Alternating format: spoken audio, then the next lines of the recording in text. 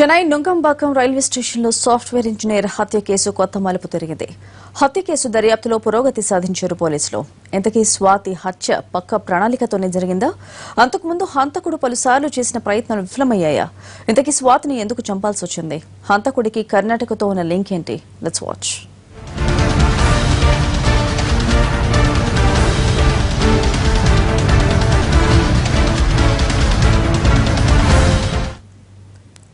వారం క్రితం చెన్నై నుంగంబాకం రైల్వే స్టేషన్లో జరిగిన సాఫ్ట్వేర్ ఉద్యోగి హత్య కేసులో పోలీసులు పురోగతి సాధించారు. నిందితుడి కదలికలకు సంబంధించి ఫుటేజ్ సేకరించారు. దీన్ని బట్టి చూస్తుంటే పక్కా ప్రణాళికతోనే స్వాతి హత్య జరిగిందనే నిర్ధారణకు వచ్చారు పోలీసులు. హంతకుడు ప్రొఫెషనల్ కిల్లరేనని నిర్ధారణకు రావడానికి కూడా ఇదే కారణం.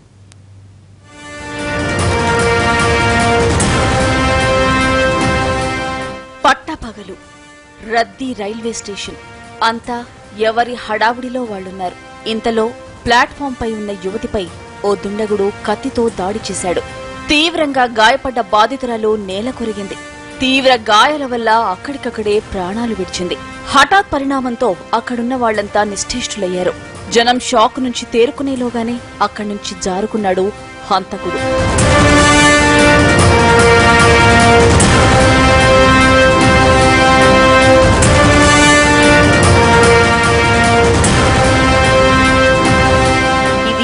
వారం క్రితం చెన్నై నుంగంబాకం రైల్వే స్టేషన్లో స్వాతి హత్య జరిగిన తీరు.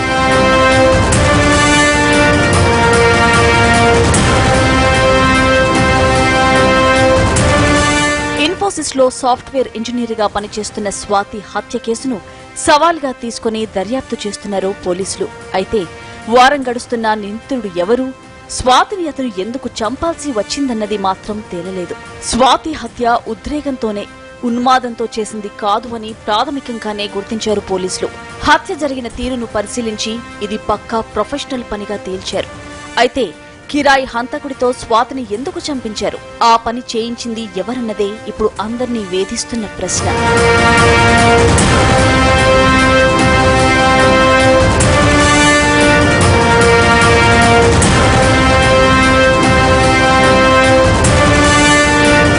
స్వాతిని హత్య చేసిన వ్యక్తికి సంబంధించిన మరింత స్పష్టమైన ఫుటేజ్ ను సంపాదించారు పోలీసులు. నిందితుడిని గుర్తుపట్టడానికి వీలుగా ఉన్న హంతకుడి ఫోటోను రిలీజ్ చేశారు.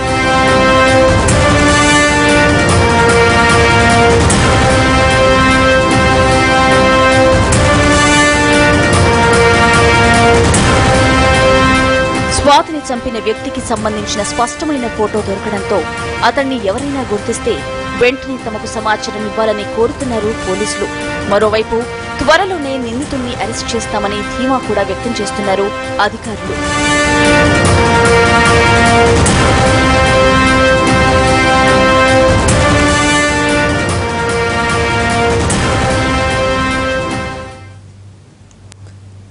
పక్కా ప్లాన్తోనే స్వాతి హత్య జరిగిందని చెప్పడానికి మరిన్ని ఆధారాలు లభించాయి. ఇంతకీ స్వాతిని అతను హత్య ఎలా చేశాడు? దాడి చేసేందుకు పక్కా రెక్కి ఎందుకు నిర్వహించాడు? ఇంతకీ స్వాతి బంధువులు, స్నేహితులు ఏం చెబుతున్నారు?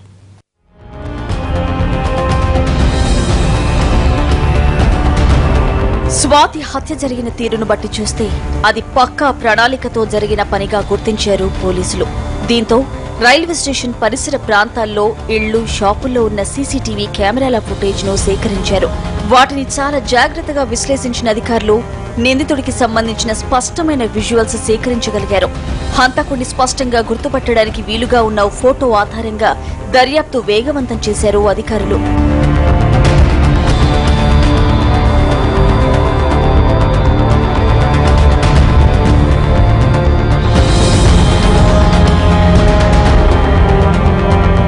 స్వాతి హంతకుడి ఫోటోను ఆమె కుటుంబ సభ్యులు, స్నేహితులకు చూపించినప్పుడు వాళ్లు షాక్ అయ్యారు. హత్యకు సరిగ్గా 2 వారాల ముందు నిందితుడు ఆమెను అనుసరించినట్టు తేలింది. జూన్ 9, 10 తారీఖుల్లో స్వాతి తన స్నేహితురాలితో ఎక్కడికి వెళితే అక్కడ నిందితుడు ప్రత్యక్షమయ్యేవాడని తెలుస్తోంది. హంతకుడు తమను ఫాలో అవుతున్నాడని వాళ్లు గుర్తించారు. కానీ అతన్ని ఓ పోకరీగా భావించారు స్వాతి, ఆమె స్నేహితురాలు.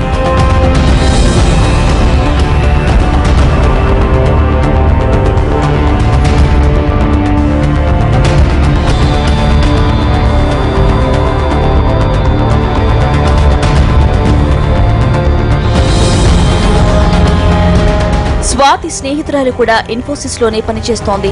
దీంతో ఇద్దరూ ఎప్పుడూ కలిసే తిరుగుతుంటారు. స్వాతి ఇంటికి కేవలం 3 కిలోమీటర్ల దూరంలో ఉంది నుంగంబాకం రైల్వే స్టేషన్.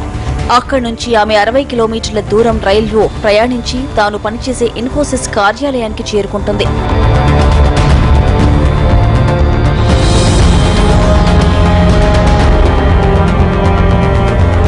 హత్య జరిగిన జూన్ 24న స్వాతి స్నేహితురాలు అనారోగ్యం వల్ల ఆఫీస్కు సెలవు పెట్టింది.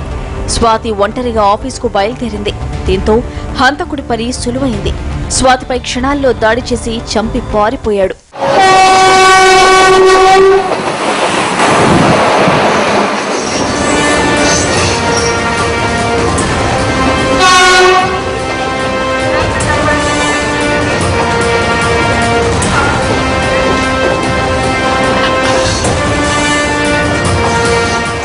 హంతకుడు ఎవరో స్వాతికి గాని ఆమె కుటుంబ సభ్యులకు కానీ తెలీదు. అంటే అతను ఖచ్చితంగా కిరాయి హంతకుడే.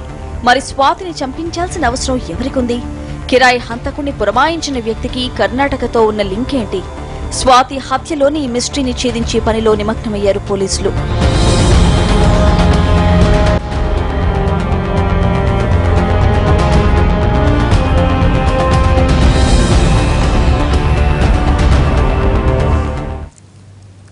స్వాతిని చంపింది పక్కా ప్రొఫెషనల్ కిల్లర్. ఈ విషయంలో సందేహం లేదు. మరి అతన్ని పురమాయించింది ఎవరు? హంతకుడు కర్ణాటకలో ఓ ప్రాంతానికి చెందిన ప్రత్యేకమైన కత్తితో హత్య చేశాడు. ఇంతకీ స్వాతికి కర్ణాటకతో ఉన్న లింక్ ఏంటి? హంతకుడితో పాటు హత్యకు కుట్ర పన్నిన వాళ్లకు కూడా కన్నడ లింకులకు ఉండే ఆస్కారం ఎంత? స్వాతి హత్యోదంతాన్ని కేవలం 11 నిమిషాల్లో ముగించాడు నిందితుడు. అతను ఓ కిరాయి హంతకుడనే నిర్ధారణకు రావడానికి ఇది కూడా ఓ కారణం. స్వాతి రైల్వే స్టేషన్ కు చేరుకోవడానికి కేవలం 5 నిమిషాల ముందు అతను వచ్చాడు. స్వాతి కోసం ప్రశాంతంగా కాపు కాశాడు. రైలు కోసం స్వాతి ఒంటరిగా వేచి ఉండడం గమనించి ఆమె దగ్గరికెళ్లాడు.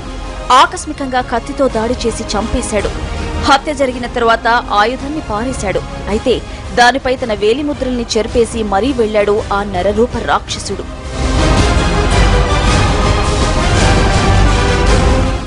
హత్యకు ఓ ప్రత్యేకమైన కత్తిని వాడాడు హంతకుడు. పొడవైన పిడితో వేట కొడవలిని పోలిన ఉన్న ఆ తరహా కత్తుల్ని తమిళనాడులో ఎక్కడా వాడరు. కర్ణాటకలోని కొడుగు అనే ప్రాంతానికి చెందిన వాళ్లు మాత్రమే దీన్ని వినియోగిస్తారు. అందుకే దానికి కొడుగు కత్తి అని పేరొచ్చింది. నిత్యావసరాలకే కాదు, కొడుగు కత్తితో ప్రత్యేక యుద్ధరీతి సైతం ఉంది. అది కూడా కొడుగు ప్రాంత వాసులకే పరిమితం. హత్య చేసింది కిరాయి హంతకుడే కాదు, కొడుగు కత్తిని వినియోగించడంలో సైతం అతను ఆరితేరిన వాడని భావిస్తున్నారు పోలీసులు.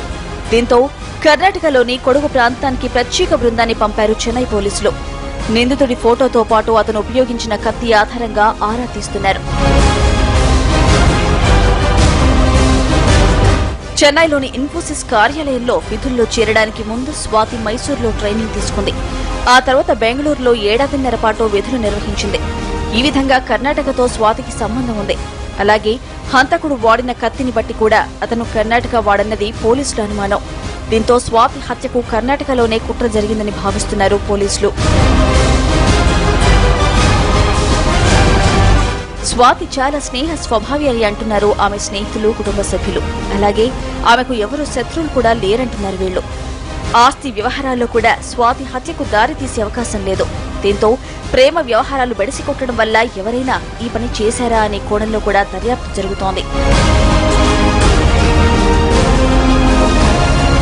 మొత్తానికి హంతకుడి ఫోటో దొరకడంతో స్వాతి హత్య కేసులోని అన్ని మిస్టరీలను త్వరలోనే ఛేదిస్తామంటున్నారు చెన్నై పోలీసులు.